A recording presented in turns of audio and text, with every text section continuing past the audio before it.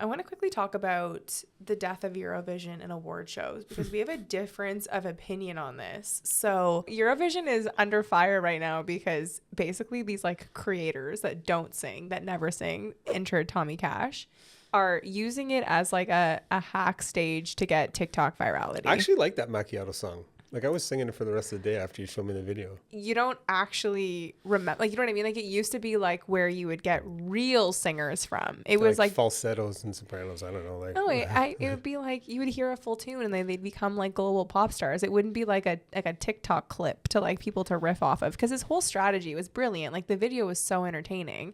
And he did so many TikTok content pieces where he was like being kicked out of Eurovision, and he's like the a controversial. Italians were arresting him for criticizing macchiatos, but he has become a global pop star. Well, he's become a global TikTok star. He's been invited to fashion shows for a long time. He's a fashion icon. Yeah. But to me, like, when you think of the Oscars and the Grammys and the I'm like, all of these award shows have lost their cachet because they've forgotten their brand, you know. And I feel like Eurovision has fallen into that because it represented a place in Europe where the countries kind of were really proud of their country. They all had a singer they got behind. They voted for it. Like, there was this whole cachet. And now it's like these people who don't sing, who are trying to get TikTok views. And it's no longer about what it once was. I'm most familiar with the Oscars and the Grammys, right? And I think in the old days where TV channels were somewhat limited and access to movies were limited, like we were infatuated with the inaccessibility of some celebrities. And so you would see them there. And then you would see the award, but they've now transformed these award shows into kind of virtue signaling festivals of self-congratulations, and they take way too long, and you can't keep people's attention. It's just not that interesting to have a 3.5-hour Oscars. True. When the movies aren't that good now. And you have to sit through commercials anymore. And then I got to listen to Robert De Niro tell me how to vote. Yeah. As opposed to, you know, like what's going on in the acting world. So I think that's actually pushing people away and ruining what the award ceremony is supposed to be. It's supposed to award excellence. It's not supposed to be political. It's not to be. But Eurovision, to me, it's a fascinating thing to study because it has been a national pride, and Europe has always competed amongst the countries, and because the country has the decision to choose who represents them, it also reflects the brand of the country. And so when you watch Eurovision, I love it because I get to see, you know, what the country thinks of itself in a way, right? But where it kind of sucks is sometimes there was that beautiful girl from France, that young girl who sung that song that went nuts on the internet. I showed you, like, it was so moving. It made the crowd cry. She was like sick or something. Yeah.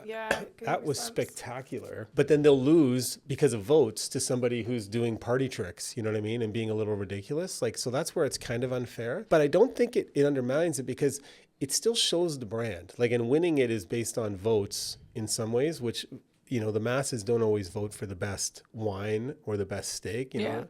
So, but I love that it gives the countries an opportunity to showcase their brand in terms of what's important to them. I like it because to me, it's almost like an Olympics of national identity in Europe. And it can be ridiculous, but if it's ridiculous, it's because the country chose to put somebody ridiculous to represent them in Eurovision. It's about the longevity of the brand versus like the short-term dopamine hit. You know, like if the country is voting, Tommy Cash is a very famous and well-known, like, on the world stage. Is funny, someone from Estonia commented on my post about Skype, you know, going bankrupt, and he's like, when you'd say you're from Estonia and people are like, you know, where is that? Or like, and they're like, well, we created Skype. And like, that was kind of their like moment. And to me, it seems, based on me hearing that a few times on some posts, to me, it was like Tommy Cash is their way of like, this is someone, you know, that comes from my country. And that to us is like, we just want to like have that awareness. People want to know who we are. But let's go back to leadership. If that country chooses Tommy Cash, that's the brand that they're showcasing to the world. Where else do you hear about Estonia? You know what I mean? That you see it in Eurovision, right? That's probably the best stage for smaller countries, right? And so there's a leadership element between the brand, whereas I imagine Estonia has some phenomenal singers and cultural things that they could bring people to tears with. No, and they picked Tommy Cash. I don't disagree with what you're thinking, and obviously that it comes down to, there's obviously parameters that are allowing this to slip in. I just think it's an interesting brand conversation when things are becoming more flippant and fleeting. Where does that go for Eurovision in 10 to 15 years? To me, it's trending on the decline because it's not that relevant if they're just putting